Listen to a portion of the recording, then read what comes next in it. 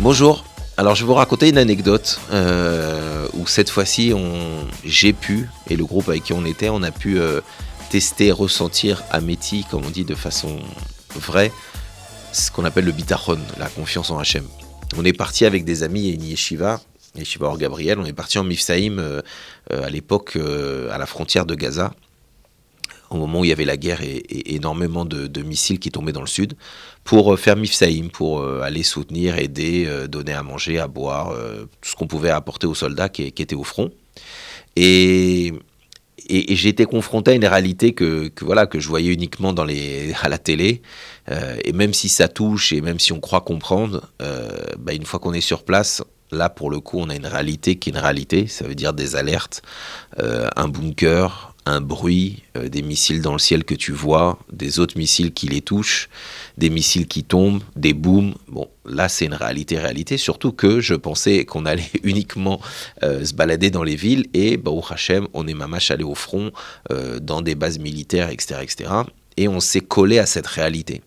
Et ce qui m'a beaucoup marqué, que ce soit chez les soldats ou nous au fur et à mesure, c'est qu'on s'est rempli de confiance en Dieu. Pourquoi ? Parce qu'en fait, la situation, elle est terrible, dans le sens, c'est pas quelque chose humainement on peut supporter. C'est-à-dire on peut pas être des heures en train de se balader, d'entendre des bruits de missiles au-dessus, ça fait un bruit énorme, d'entendre des booms, de voir des missiles, c'est une réalité où n'importe quel homme, il voudrait dormir dans un bunker et pas bouger. Comment on peut reprendre, être là, être présent, etc. Et on peut pas être fataliste, parce qu'encore une fois, la réalité, elle est trop grande. C'est-à-dire, il y a trop de choses qui se passent pour dire, oh bon, on verra. Ça va toutes les quarts d'heure, toutes les demi-heures, toutes les heures.